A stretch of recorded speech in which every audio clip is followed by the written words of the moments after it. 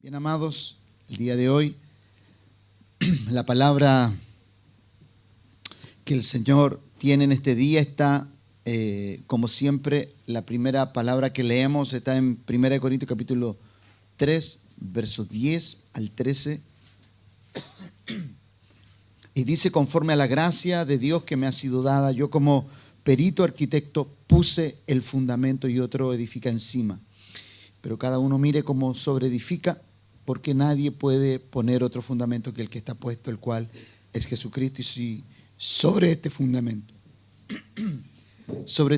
alguno edificare oro, plata, piedras preciosas, madera, heno, hojarasca, la obra de cada uno se hará manifiesta, porque el día la declarará, pues por el fuego será revelada, y la obra de cada uno, cual sea, el fuego la probará. Amados, cada día, cada semana que estamos siendo impartidos por la palabra del Señor, cada semana tenemos una demanda renovada en aquello que debemos hacer. Un consejo muy directo de parte del apóstol es: cada uno mire cómo sobreedifica, ¿no? Siempre tenemos que tener en nuestro ser la sabiduría de saber lo que estamos haciendo y por qué lo estamos haciendo, ¿no? Hay cosas que son correctas hacer con respecto a lo que se hace, pero no es la motivación a veces, ¿no? Y uno debe saber discernir entre las dos cosas. Hay verdades que nosotros podemos decir, pero hay verdades que pueden estar muy sesgadas de nuestra humanidad, que tienen una connotación personal, que tiene que ver con una intención. Detrás de toda esa verdad hay cosas que son más delicadas. Los fariseos tenían esa cosa de decir verdades, pero con un corazón totalmente contaminado. Porque todo lo que hablaban los fariseos estaba bien. Lo que estaba detrás de lo que decían ellos, eso era lo incorrecto, ¿no? Y lógicamente ellos, al ser ese clero que representaba en alguna medida, representaba la estirpe, el linaje de lo que era el sacerdocio, aunque entre comillas no representaban el sacerdocio original, pero sí representaban una estirpe religiosa, pero estaban muy alejados de la verdad, del verdadero espíritu, del cómo se debía uno desarrollar o cómo se debía desarrollar en Dios. Entonces, siempre tiene que evaluar cómo está sobreedificando, ¿no? Y para quién está sobreedificando.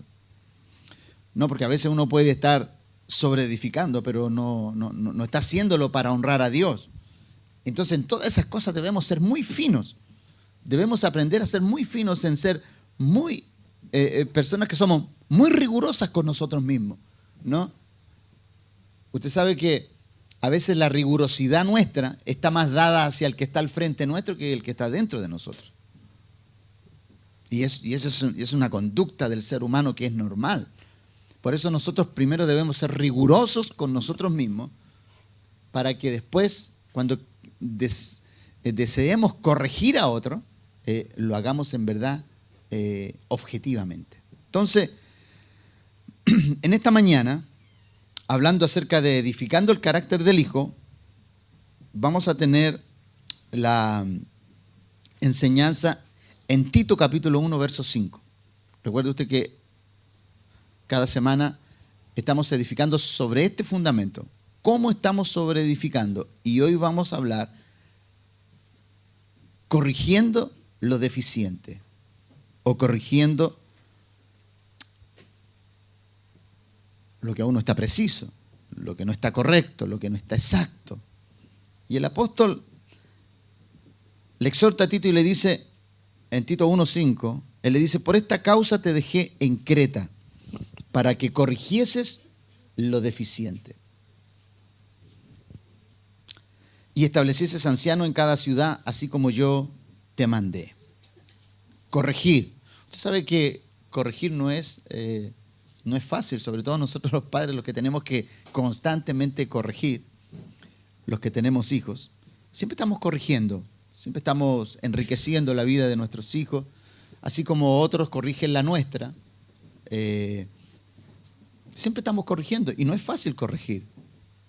No es gratis corregir. Cada vez que uno corrige siempre tiene un fruto. O alguna persona uno lo puede alabar o se puede levantar una severa crítica a la corrección que tú estás imprimiéndole a la persona. Entonces, el apóstol le está dando una recomendación a Tito, ¿cierto? Y lo deja en Creta.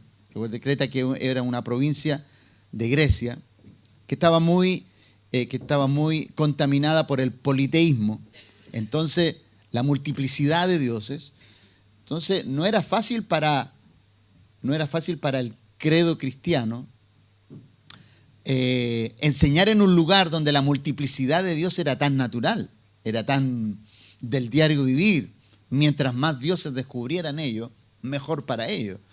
Entonces, no era fácil tener que hablar de un solo Dios, ¿no? O del único Dios, o del Dios verdadero. Entonces, el apóstol le habla aquí a Tito y le dice, por esta causa te dejé en Creta, para que corrigieses lo deficiente. Entonces, haciendo un análisis en nuestra vida, ¿cómo tú te das cuenta que eres deficiente o estás deficiente, ¿no? en lo que estás haciendo? ¿Cómo tú te das cuenta que hay que corregir cosas? Y la otra pregunta es, ¿estás dispuesto a ser corregido? ¿Estás dispuesto a ser enseñado, a ser guiado, a ser exhortado, a ser precisado, a ser centrado, a ser alineado? No es un tema fácil, pero es necesario. Todos necesitamos hacer evaluaciones que nos lleven a una precisión en nuestra vida. La precisión te va a llevar a tener mucho fruto por cuanto eres preciso, ¿no? La ambigüedad tiene que ver con la imprecisión. La exactitud, lo certero, lo veraz, tiene que ver con cosas que son concretas, que no admiten cuestionamiento. Pero la persona que es imprecisa en decir o enseñar algo, puede dejar muchos hilos sueltos. ¿Se ha dado cuenta que cuando una persona de pronto necesitan consejo, algunas personas cuando necesitan consejo, algunos dicen, mira, yo creo que tú debes hacer esto. Y si tú le preguntas a otro, el otro podría decir, yo creo que tú debes hacer esto otro. Y si tú le preguntas a otro, te va a decir, mira, yo considero que esto sería lo mejor. Entonces, cada cual tiene su opinión, pero no la tiene basada en una verdad absoluta. Entonces, por eso la palabra de Dios para nosotros es vital y es elemental. Para que usted dé un consejo, usted tiene que tener un fundamento que ordene la vida de esa persona que hay que corregir. Y como le dije anteriormente, corregir no es gratis, ¿no? O tú tienes la alabanza, o tú tienes la crítica, o tienes todo el desenvolvimiento de una persona que no quiere ser corregida. Entonces hoy día vamos a ver eso. La pregunta es, ¿tú quieres ser una persona? ¿Eres una persona corregible? ¿Te cuesta ser corregida? ¿Te incomoda la corrección? ¿No te gusta que te corrijan? O abiertamente tú dices, a mí no me gusta que me digan lo que tengo que hacer. ¿Se ha dado cuenta de esas personas que dicen, no me gusta lo que me digan? No me gusta que me digan lo que tengo que hacer. Pero yo te tengo malas noticias, porque en la vida siempre vas a tener a alguien que te va a dar instrucciones. Siempre. Así que si no aprendes ahora, te vas a tener que enfrentar con la corrección como sea, ¿no? Como sea, tú vas a tener. Si no quieres ser corregido en la iglesia, Dios usará un jefe, Dios usará a alguien en tu vida para que te corrija, para que te oriente, para que te precise, para que te lleve a tener un espíritu enseñable, correctivo. Amén. Así que ¿cuántos quieren ser corregidos el día de hoy? Gracias por ese amén. Los que no dijeron amén y están conversando acerca de sus problemáticas personales, es mejor que tome atención. Usted necesita ser corregido. Usted necesita ser enseñado. Yo necesito ser enseñado cada día. Este mundo que es un mundo que se perfecciona en muchas áreas, ojo, este es un mundo que se perfecciona en muchas áreas. Si usted no se perfecciona, usted queda desfasado. Por lo tanto, vaya corrigiendo, ¿cierto? Todo lo que va quedando en la imprecisión de las cosas, vaya corrigiéndola. Porque a medida que va avanzando el mundo, la ciencia, el conocimiento, la demanda se hace mucho más rigurosa, ¿no? ¿Por qué usted cree que los zapateros, hoy que ya quedaron en el olvido, ya quedan muy pocos zapateros? ¿Por qué? Porque ya nadie manda a arreglar sus zapatos. Son muy pocos los zapateros de oficio, ¿no? Y el que se actualizó, se compró una máquina para remendar zapatos.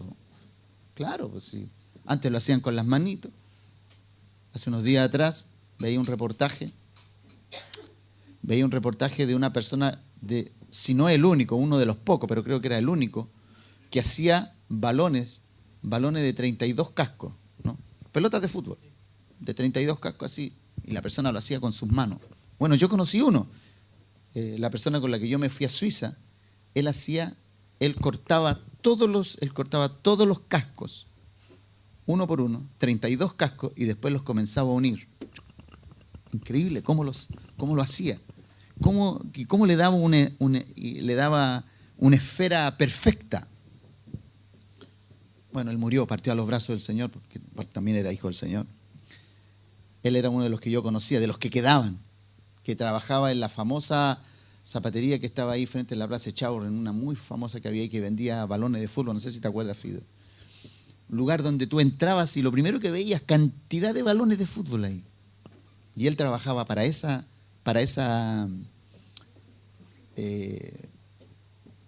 tenían un nombre esos negocios.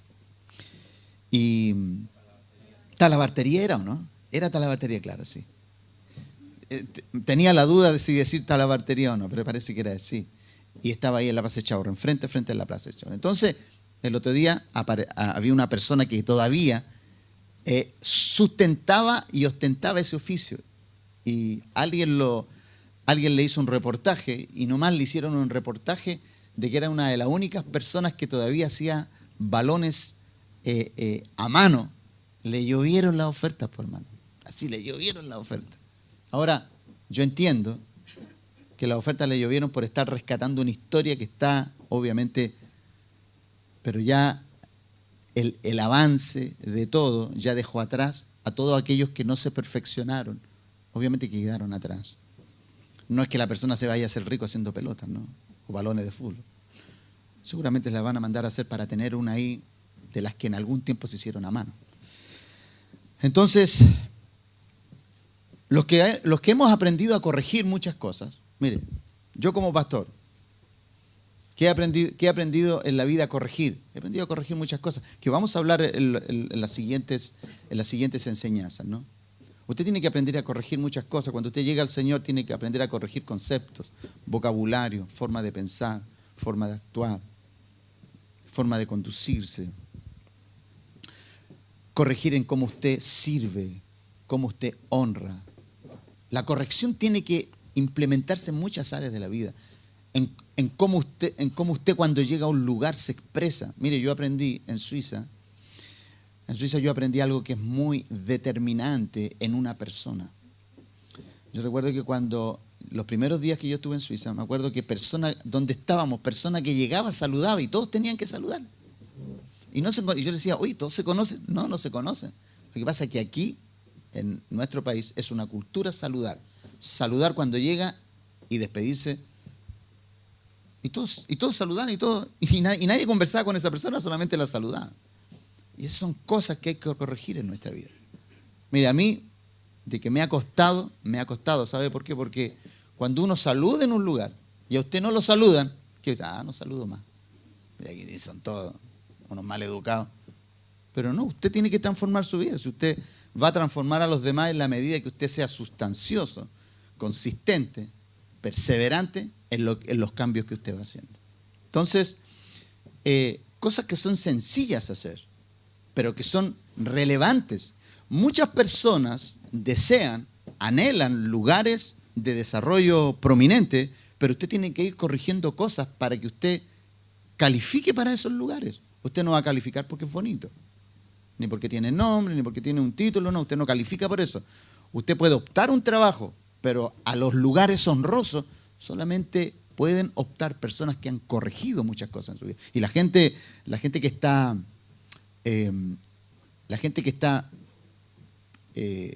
autorizada o responsable de poder poner personas claves en ciertos lugares, en una empresa, por ejemplo, es determinante como la persona, la primera cara de la empresa.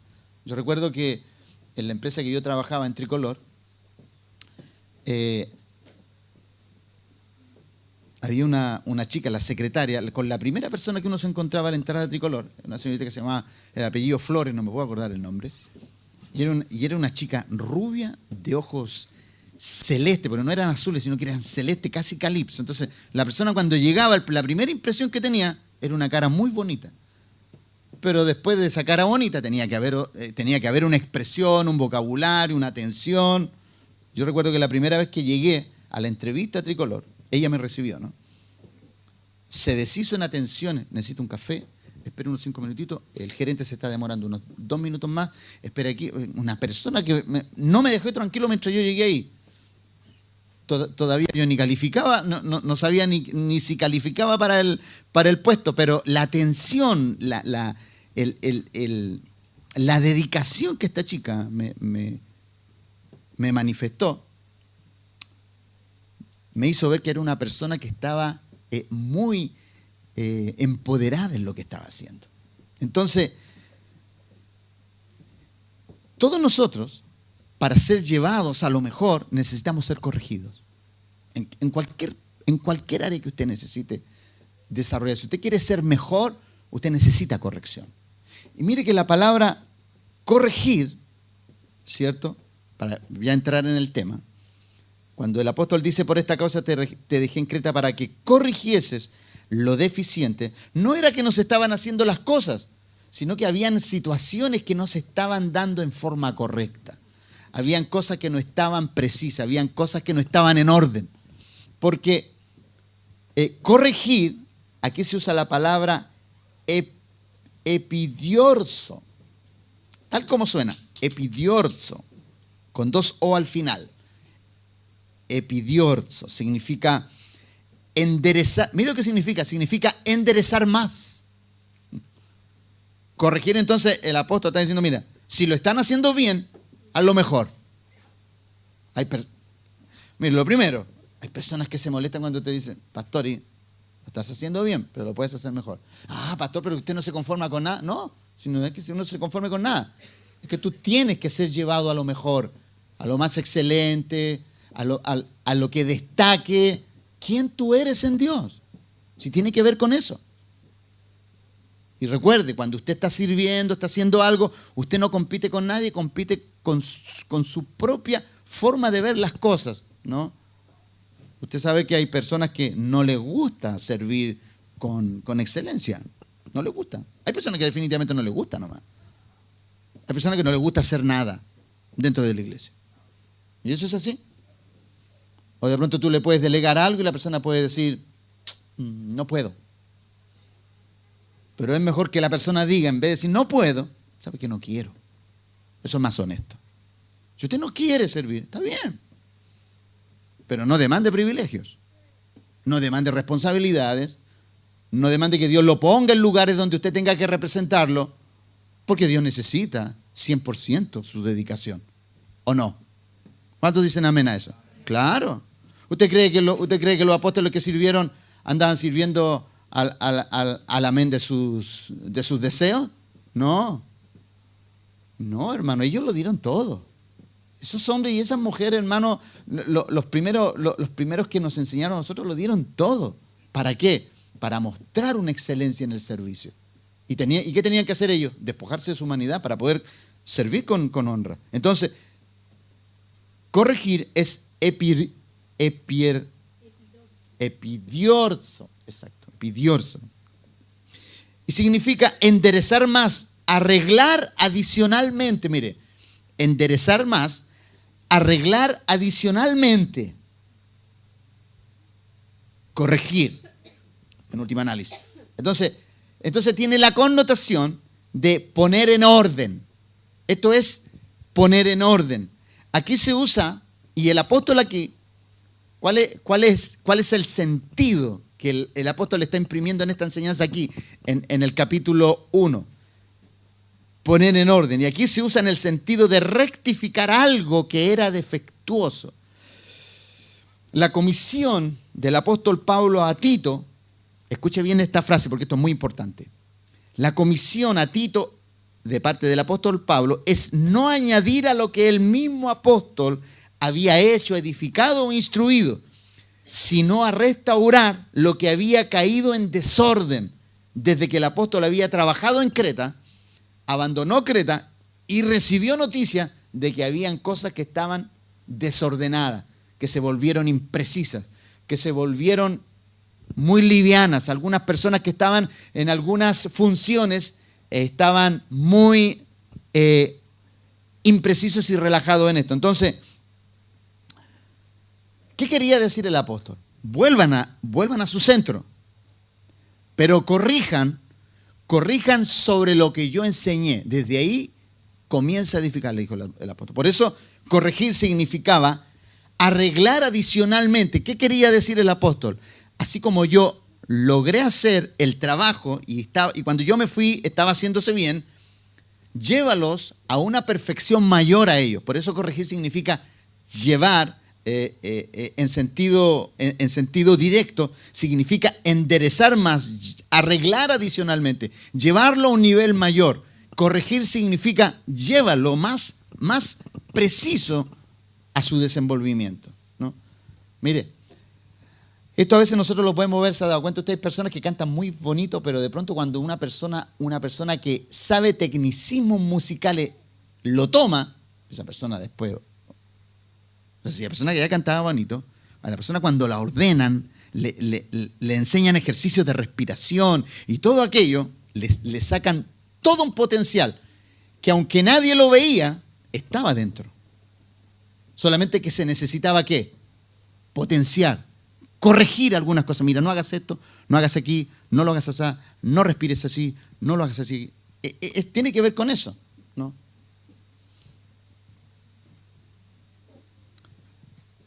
Si nosotros esto lo llevamos al plano natural del fútbol, por poner un ejemplo.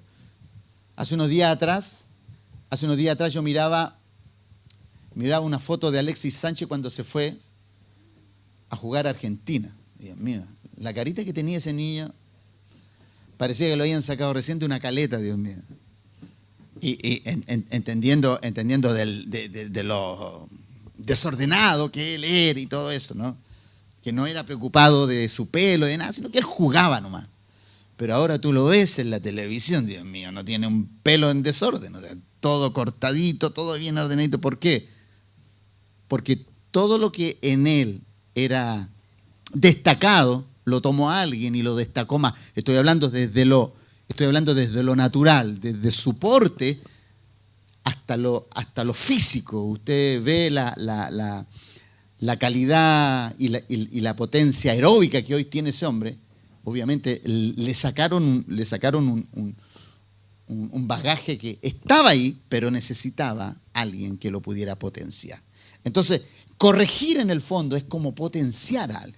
Tiene que ver con dos cosas, con potenciar y tiene que ver también con arreglar lo que está defectuoso, corregir lo que no está preciso, aquello que no se adecúa a donde tú llegaste. Entonces, él usa dos palabras que son clave, ¿no? Que es corregir y deficiente. Corrige lo deficiente. Y deficiente, mire lo que significa deficiente. Mire qué increíble lo que significa deficiente. Deficiente se usa la palabra, deficiente es leipo, tal como suena, leipo. Y como verbo primario significa dejar, salir. Intrínsecamente significa entonces, como análisis secundario, pero importantísimo, significa fallar o estar ausente, necesidad, falta. Entonces cuando el apóstol le está diciendo, corrige lo deficiente, le está diciendo, corrige lo que está fallando. Corrige lo que está ausente. Corrige la necesidad que hay. Corrige lo que falta.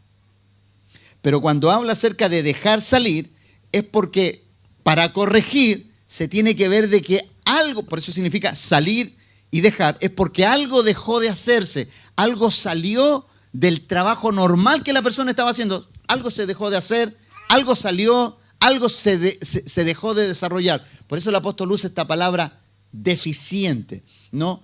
No es que no estaban funcionando, sino que dejaron de hacer algo que tarde o temprano los llevó a no estar precisos en lo que estaban haciendo. ¿Se recuerdan ustedes cuando en Apocalipsis, en el capítulo 2, cuando el Espíritu de Cristo le habla a la iglesia y le dice, escribe al ángel de la iglesia, ¿cierto? Y le dice, yo conozco tus obras, que has trabajado, que te esmeras en hacer las cosas, pero tengo algo contra ti. Y le dice que has dejado tu primer amor. Y no era que no estaba trabajando, no era que no estaba funcionando, no era que no se estaban congregando, no, estaban haciendo todo, no era que no estaban ayudando, no. Es que todo lo que hacían carecía de la fuente que mueve todo lo que tú haces, el amor. Era lo que esa iglesia estaba dañada, en eso. Entonces, ¿qué es lo deficiente entonces que hoy tú puedes ver en ti? ¿Cuál es la deficiencia que hay en ti? Los que hemos sido llamados, recuerden entonces la definición, para poder entender los que hemos sido llamados a esto, los que hemos sido llamados a ser portadores de las verdades de Dios, los que hemos sido llamados a expresar las verdades eternas, los que hemos sido llamados a ilustrar y a mostrar al Hijo en la imagen que usted carga y la que yo cargo para que Cristo sea visto en medio de este mundo. Usted necesita corregir cosas. Porque Cristo lo hizo en sus discípulos durante 3 años y medio, exhortándoles y corrigiéndoles constantemente. Entonces, los que hemos sido llamados por Dios y transformados por Él, debemos comenzar a corregir lo deficiente, ¿no? Entonces, cuando yo digo corregir lo deficiente, y el apóstol Pablo lo replica y me tomo de esa frase, usted corrija lo que no se está haciendo, lo que falta, lo que es impreciso, lo que usted sabe que puede hacer, pero no lo hace. Entonces, eso corríjalo a tiempo. ¿Para qué? Para que usted sea una persona que esté alineada al tiempo y a la verdad presente que Dios está en este tiempo mostrando sobre la faz de la tierra y de donde Dios quiere expresarse. Entonces, corrija lo deficiente. Y esto de corregir no tan solamente toma tiempo, corregir no tan solamente toma tiempo. Se necesita tener un corazón inofendible y hambriento de la naturaleza de Cristo. O sea, usted no puede, y yo tampoco puedo corregir si no tengo hambre de aquel que me está llamando a esto. Si no tengo hambre y sed de aquello, ¿no? De aquel que me tomó como un instrumento para que yo fuera la expresión de Él. Para que así sea, yo voy a tener que corregir cosas.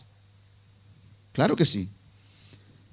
El apóstol Santiago, en el capítulo 1, verso 21, dice lo siguiente. Él dice, por lo cual, dice él, desechando toda inmundicia y abundancia de malicia, recibid con mansedumbre la palabra implantada, la cual puede salvar vuestras almas. Y quiero poner el énfasis, recibid con mansedumbre la palabra implantada, porque usted y yo somos corregidos, somos exhortados, somos enseñados, precisados, llevados a una exactitud y a un alineamiento por medio de la palabra. Entonces, para que usted sea una persona corregida, lo primero que necesita usted tener un espíritu de mansedumbre.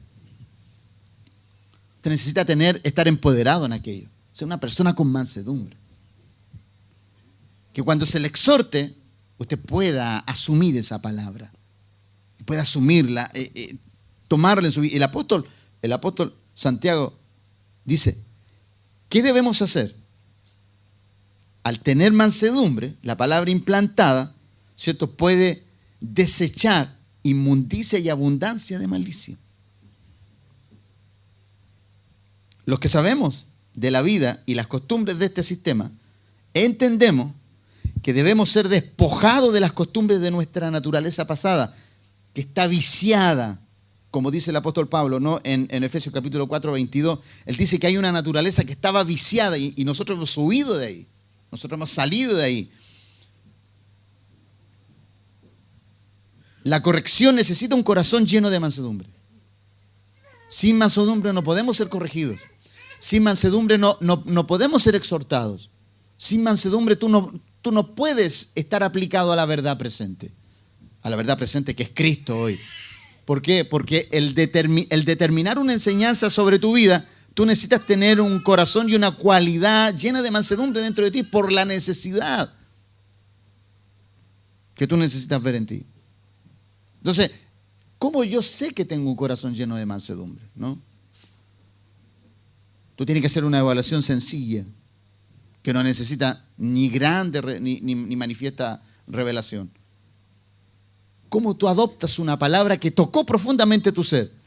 ¿Cómo tú actúas cuando una palabra caló profundamente en algo que es una conducta impropia en ti?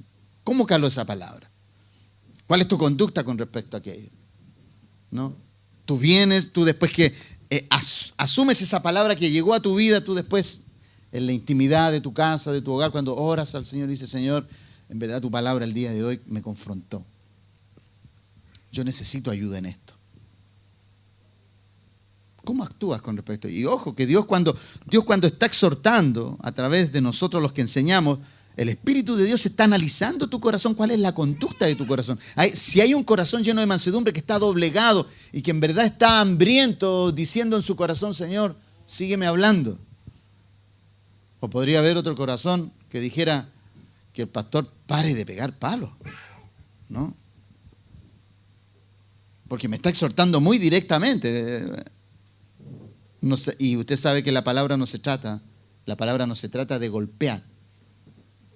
Porque la ley era la que golpeaba. La gracia es la que edifica. Amén. Entonces, usted puede ver que la ley, siendo perfecta como era, no te dejaba margen para tú hacer algo diferente. Tú necesitabas empoderarte en ella. Pero aún así la ley, aunque era tan buena, no nos llevó a la perfección, sino que nos llevó a la revelación de cómo éramos. Porque sin ley nunca hubiéramos sabido, si la ley no hubiera hablado de la envidia, nunca hubiéramos sabido que somos envidiosos. Si la ley no hablara de todo el odio que a veces nosotros tenemos y teníamos dentro de nuestro corazón, si la ley no hablara de aquello, nunca hubiéramos sabido. Por eso la ley es buena.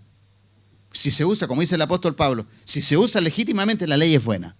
Si tú la usas, ¿para qué? Para poder enrostrar tu categoría, tu conducta, todo eso es bueno.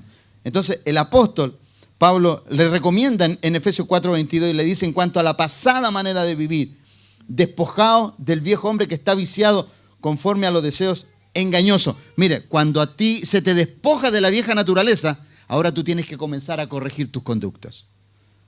O sea, tú no puedes corregir si primero no echas de ti esa naturaleza que te oprimía, esa naturaleza que te llevaba en dirección opuesta a Dios.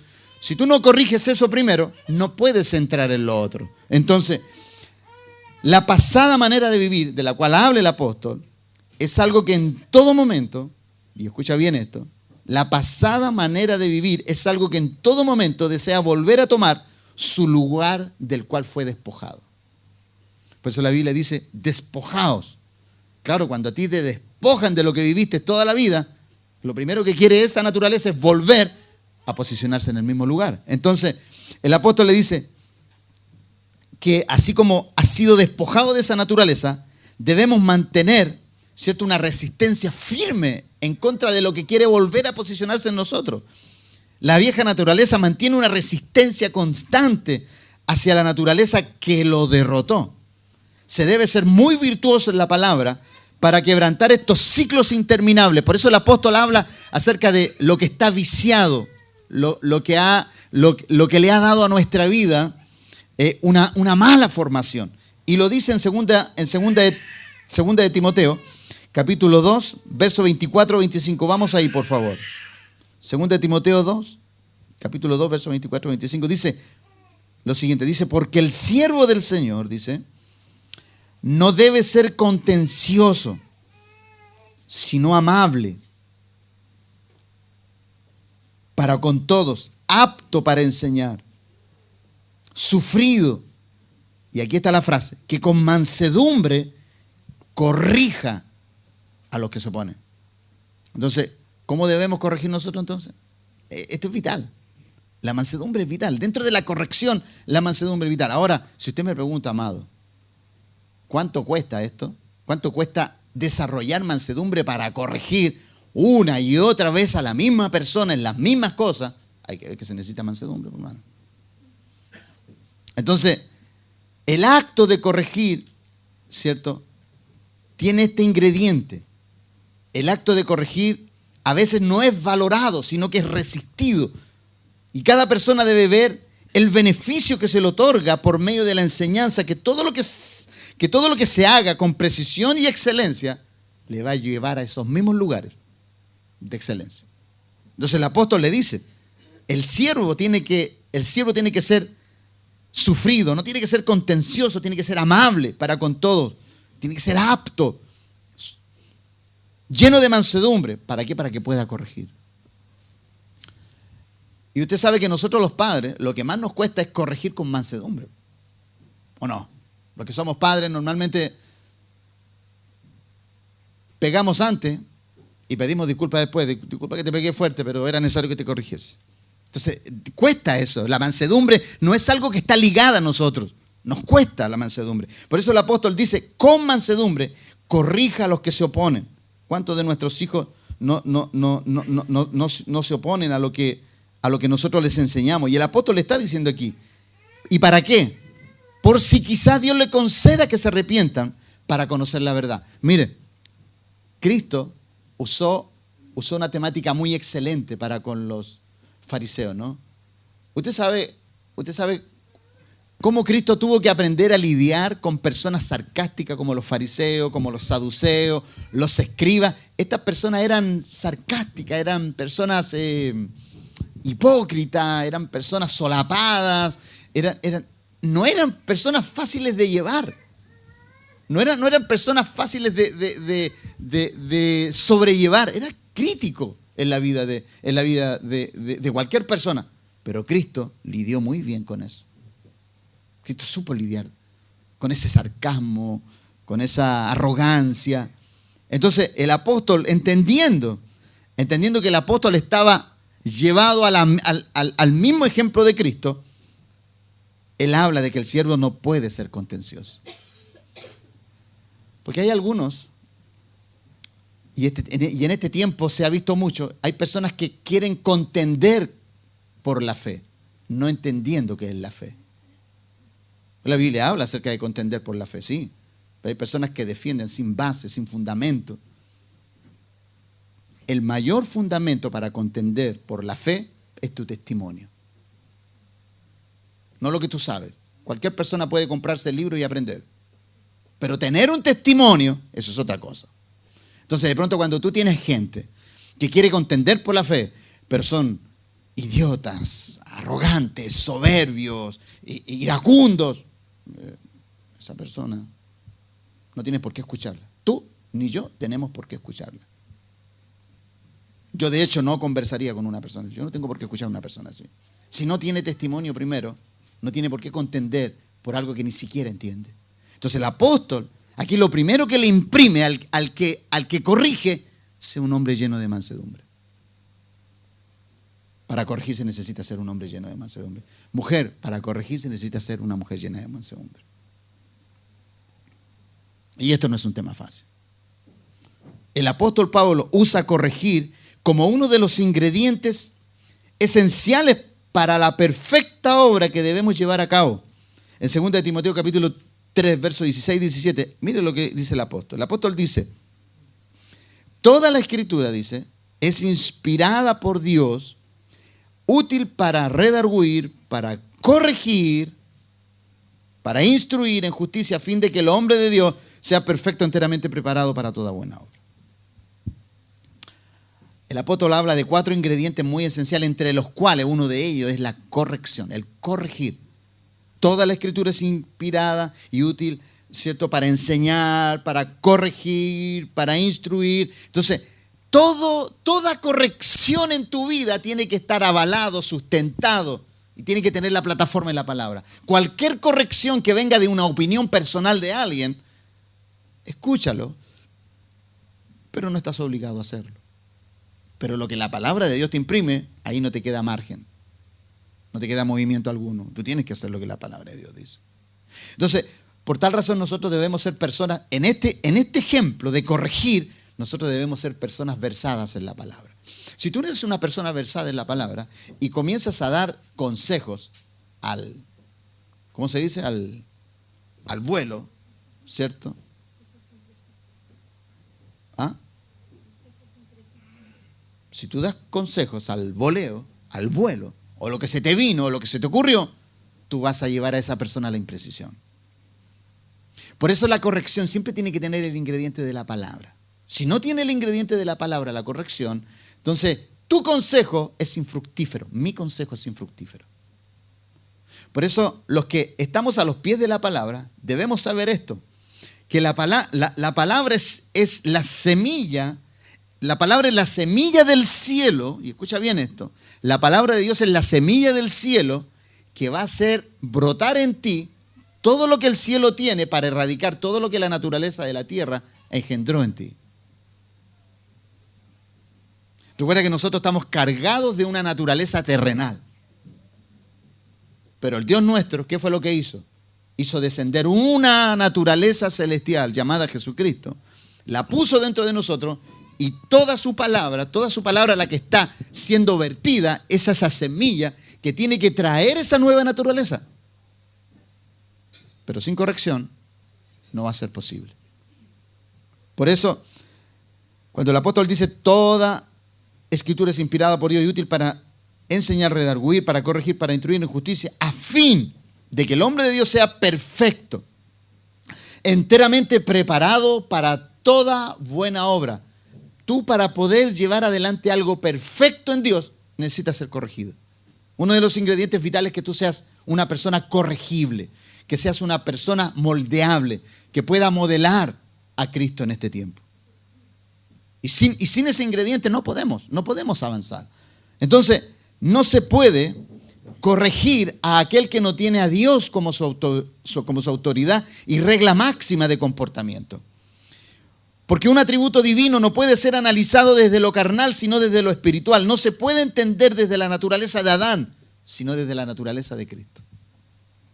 Por eso tú, cuando a veces tratas de enseñarle a alguien que no tiene conocimiento alguno de Dios, tú eres infructífero. ¿Por qué? Porque estás hablándole en un idioma que él no entiende. Le estás hablando a una naturaleza adánica. Entonces, ¿qué tienes que hacer tú? Lo primero que tú tienes que hacer es mostrar con ejemplos lo que a él le despierte el apetito por saber por qué tú haces lo que haces. Por eso la corrección es tan importante en las personas. La corrección es importante, ¿por qué? Porque lo que tú no puedes decir con palabras lo tienes que decir con un ejemplo diario, en cómo tú vas conduciéndote día a día. Por eso hay personas que cuando tú hablas no te escuchan, porque lo que tú haces no está en armonía con lo que tú hablas. Y eso lo tienes que corregir, eso lo debemos corregir. ¿Por qué? Porque hay personas que hablan bien de la palabra de Dios y tienen mucha información, pero tienen un pésimo comportamiento. ¿Y qué tienen que hacer? Corregir su comportamiento.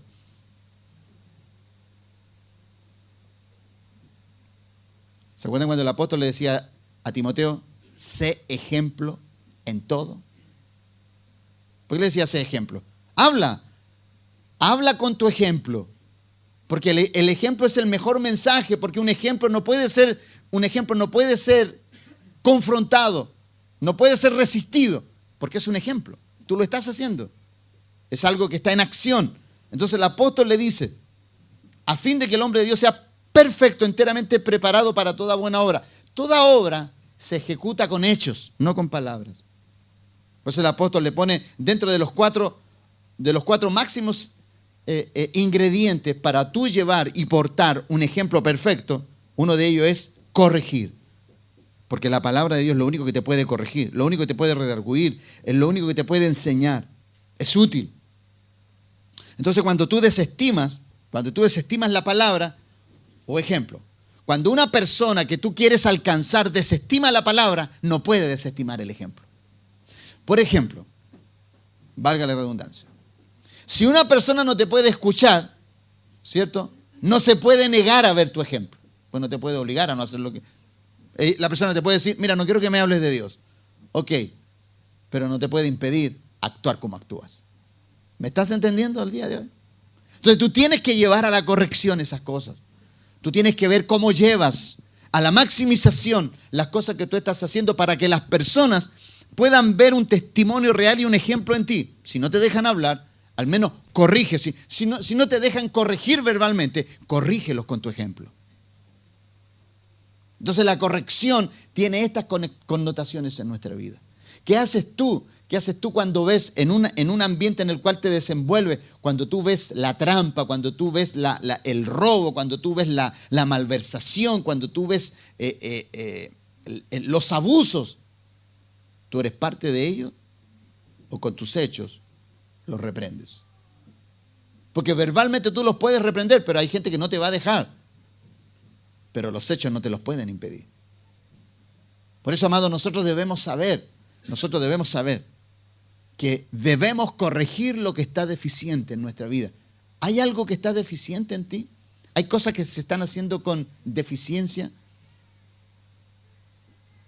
Recuerda tú que la Biblia nos muestra muchos ejemplos donde las personas que no quisieron ser corregidas tuvieron el resultado de su falta de corrección.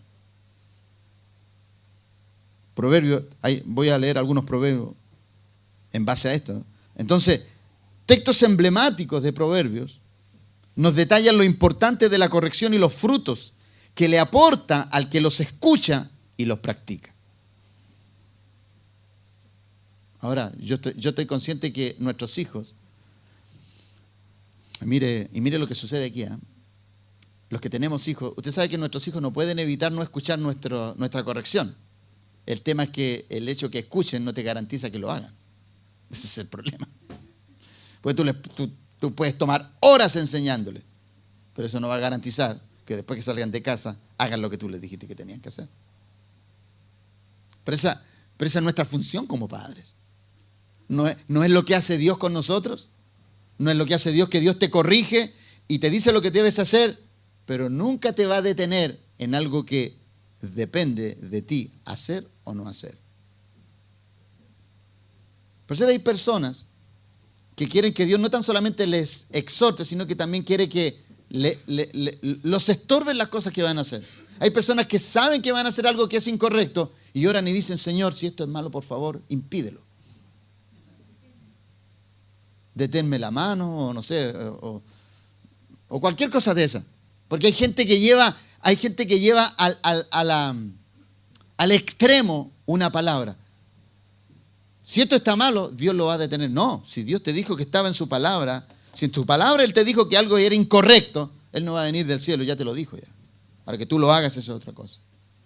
Corrige lo que está deficiente en ti. Corrige aquellas cosas que son casi de un niño, ¿no? Que las hace porque es inmaduro, porque está falto de entendimiento, está falto de palabra. Entonces, Proverbios capítulo 16:6, mira lo que dice. Dice que con misericordia y verdad se corrige el pecado. O sea, para tú hablarle la verdad a alguien, ¿qué tienes que tener? Misericordia. ¿Pero tienes que dejar de decirle la verdad? No. No, tú tienes que decirle la verdad, pero dísela con misericordia. Dísela con misericordia. Mira, si no te arrepientes te vas al infierno.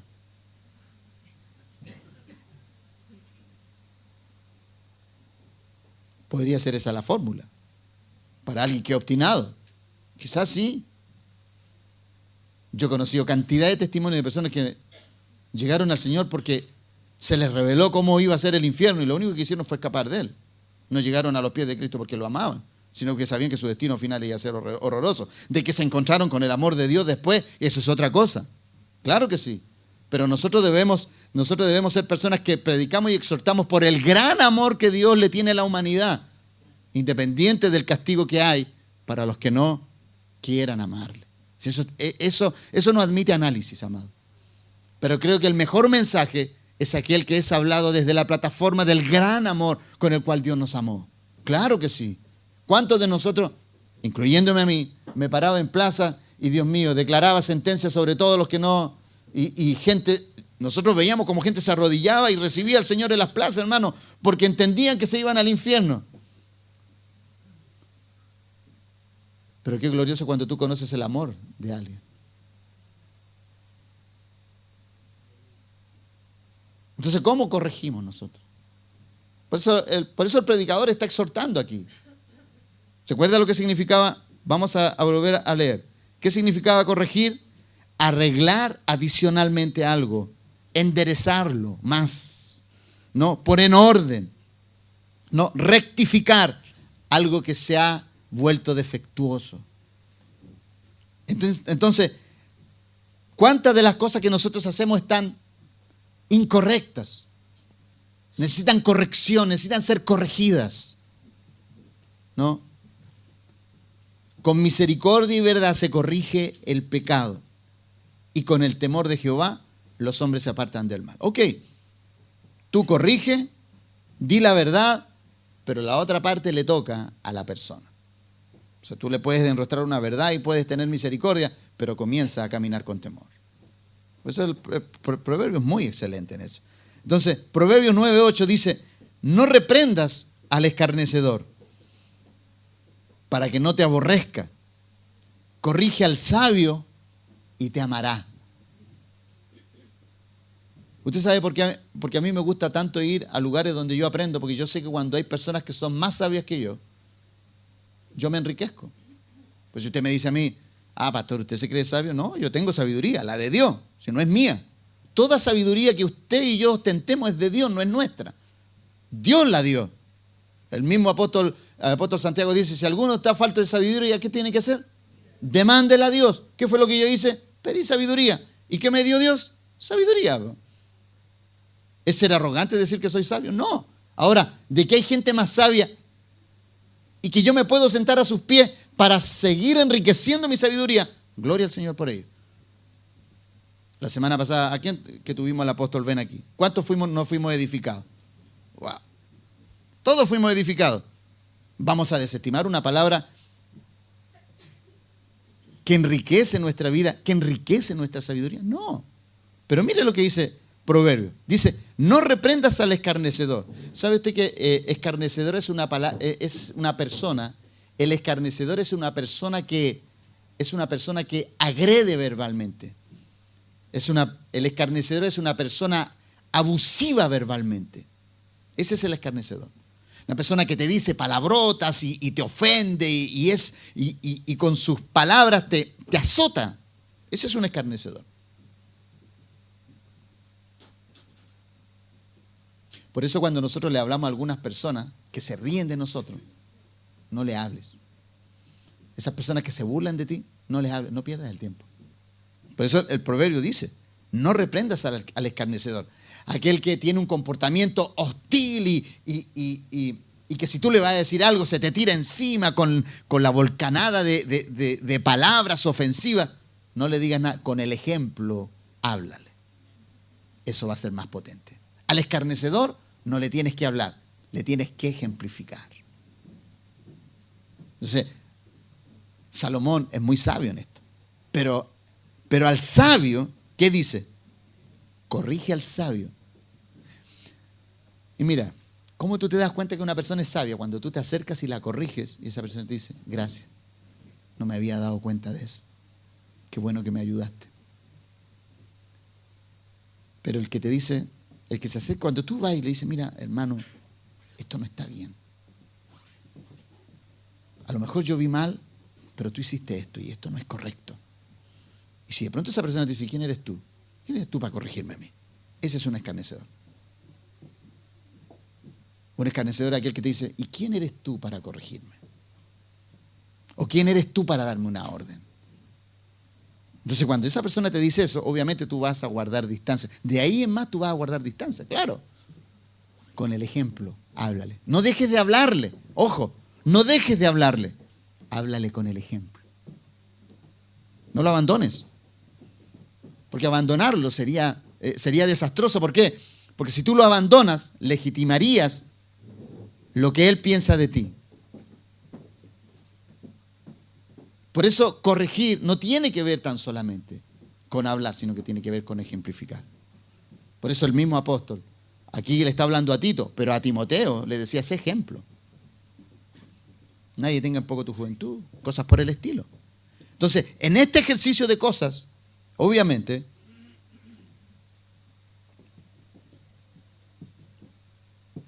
los que estamos en la categoría de sabios, porque usted está en esa categoría, usted y yo estamos en esa categoría, somos sabios. Y cuando alguien nos enseña, le decimos, gracias, yo veo que tú me amas. Corrige al sabio, ¿y qué dice? Y te amará. Porque cuando tú exhortas y le enseñas a alguien, recuerda que tiene que ir con misericordia y ¿qué era lo otro? Mansedumbre. Entonces aquí tenemos que tener ejemplos claros de qué, de que tú no estás corrigiendo a alguien para tú hacer alarde de las cosas que tú sabes. No, tú no estás haciendo eso. Tú no corriges a alguien para decirle, ¿te das cuenta cuánto tienes que aprender de mí? No tiene que ver con eso. Tiene que ver con el amor, la importancia que esa persona tiene para ti. Que no pase desapercibido, ¿no?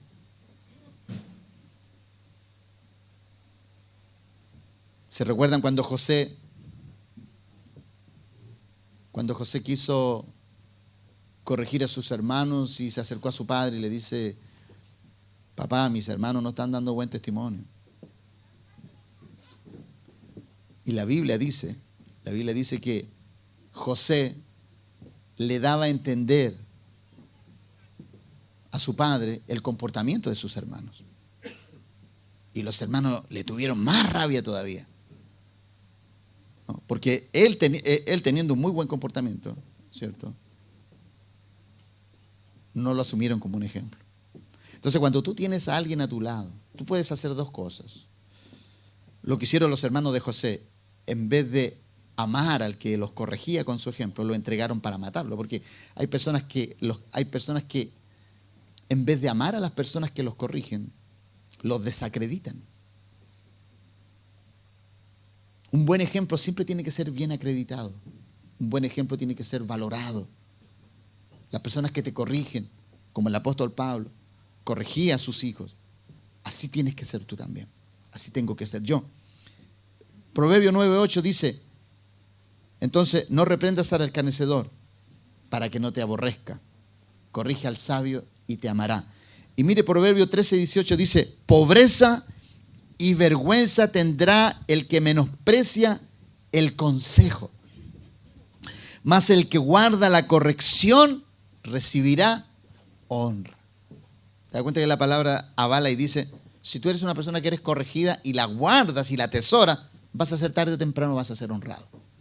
O sea, el que es corregido, tarde o temprano es honrado, porque el que es corregido es precisado, ¿no? Es llevado a una perfecta voluntad del Padre. Es llevado por la palabra a un ejemplo y a una praxis diaria de su vida que es connotada, que es evaluada y que definitivamente por Dios es recompensada. Por eso Proverbio dice, mas el que guarda la corrección recibirá honra.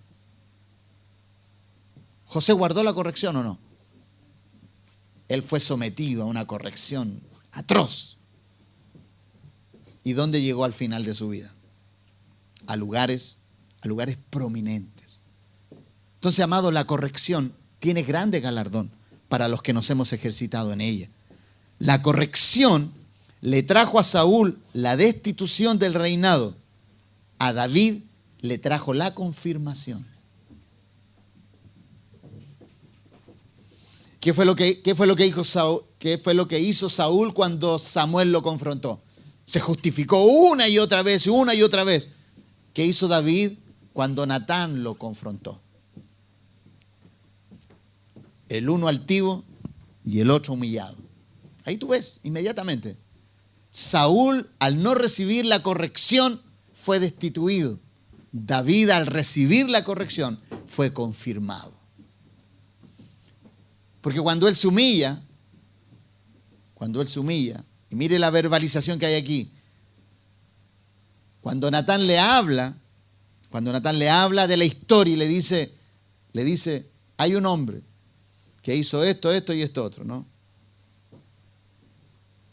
David le dice, el tal hombre es digno de muerte.